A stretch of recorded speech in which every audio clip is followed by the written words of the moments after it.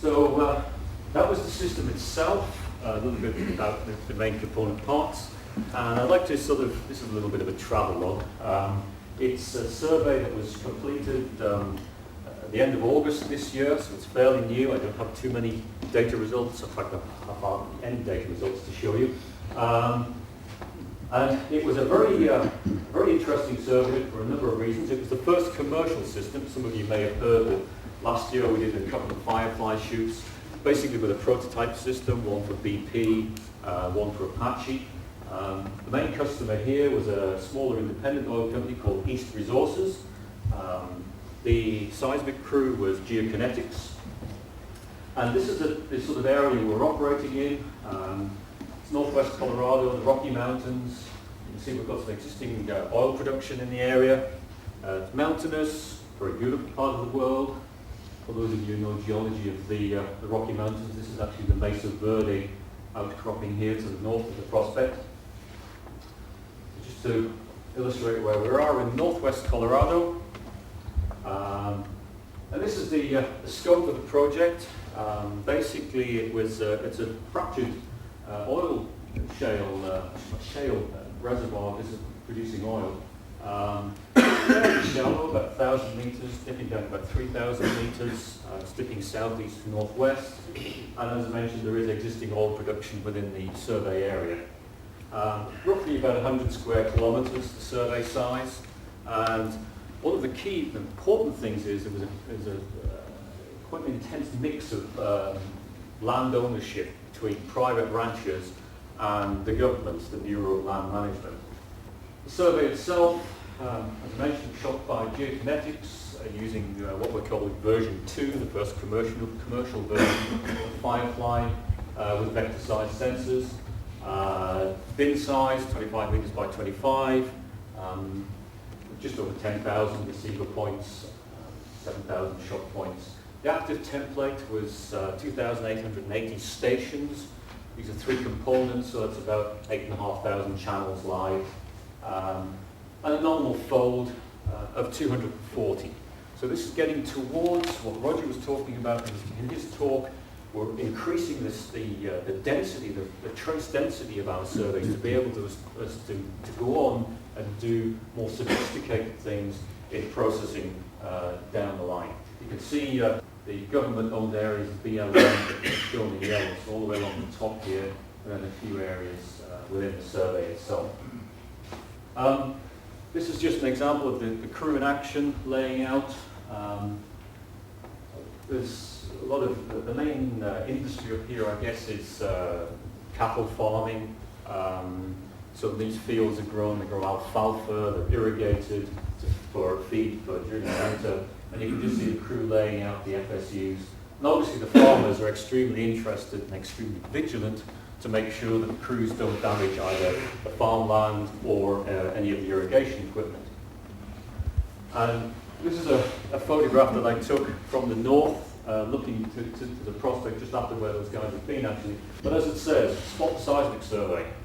You know, this is one of the things that the Bureau of Land Management were really insistent on, that we are able to go into this area and basically operate in stealth mode without anything being visible, no survey flagging, no great lines cut across the countryside and so on.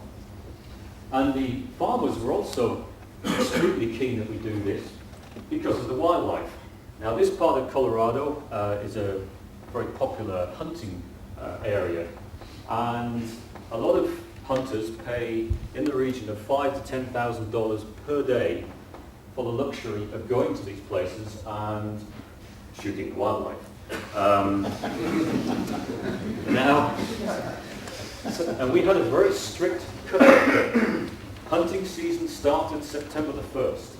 So the farmers weren't really too bothered about us getting onto the land, but we had to be off by September the 1st, especially when they've got all of these people that have booked and paid their $10,000 a day to go and shoot, I think, one of these deer.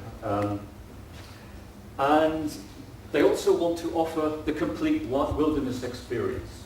So they want these people to go out there and be out and feel as though they're in the middle of nowhere. They don't want great big swathes cut through the bush. and bits of survey flagging and stakes and pin flags all over. So we were under a lot of pressure from the farmers as well as the government to make sure that we left the area as clean as possible. And this is actually a black bear that this was taken by the film crew. We're going to the SCG this year. There'll be a big video film shown about this survey. But this black bear was advancing on the film crew. They were downwind of it. He didn't know they were there, and they had to eventually start clapping their hands to make get his attention. But basically what we're able to do, it just illustrates the point, we were able to operate in this area and the wildlife were just running around completely unfazed, and we did minimum damage, if any, to the land. Now this, it's a topographically fairly challenging area to shoot seismic, and you can see that we actually went up some of these cliffs. This is the geokinetics crew, one of them. Typically in the flatter areas they operated with a two-man crew, but for safety reasons on the steeper slopes they operated as a three-man crew. What you can see here is the guy in the middle with the petrol-powered auger, just augering a little hole to put the sensor into, one guy carrying the FSUs, and then the third guy with the nav tool, alignment pole, digital compass assembly. And what we actually had to do, what Geokinetics did, was because the client required them to get access to some of these steeper slopes, we actually brought in professional climbers to go up these areas, these cliffs, and deploy the sensors. And because vector size is tilt insensitive, you can use it at any orientation. It was ideal for deployment in these sorts of areas because on the cliff faces they could just basically drill a little hole, find somewhere to poke it in, and it didn't have to be vertical or anything like that.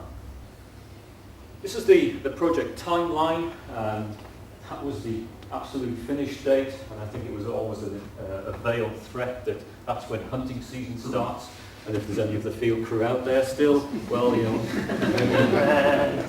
But you can see that we mobilized the crew sort of early July, we got the system deployed, started shooting throughout the month of August, and we did in fact meet that end of August, everything out of the field. So we shot 100 square kilometers in the month of August, I guess is the easiest way to say it. As I mentioned earlier, one of the things when it comes to pre-planning and how we can help improve operations is understanding and planning for battery swap outs, so that on these systems where you need a battery at each location, if you can plan to change the batteries when you know they're going to need to run out, it's a much more efficient way of doing things than all of a sudden finding you go out to the field one morning and all of half the spread doesn't come up because the batteries have died. And this is one of the modifications we made to Mesa, which some of you may know is our survey design package, where you can put in various parameters for how much power usage is going to be, how many seconds between shots do you think, and you can go on and you can model the effects of the power usage. So here we've got an image of the survey area, and we're color-coded by watt hours. So this is saying that it's a dynamite operation. It takes 75 seconds between the shots. This is how much power each one of those FSUs is going to require. And in this case, the maximum power required is in the center of the survey, 153 watt hours. Okay, what happens if it takes a little bit longer between shots? Well, in this case, the red color represents about 181 watt hours. 105 seconds between shots, now we can see there's an area where the batteries are just going to die. But if we know that in advance, we can plan things, so when we're moving through the spread operationally, we can take care of that and change those batteries accordingly. And if it was 120 seconds, obviously the battery swap area gets bigger. So knowing that up front helped the guys on the crew get a much better understanding of when they were going to need to swap the batteries out.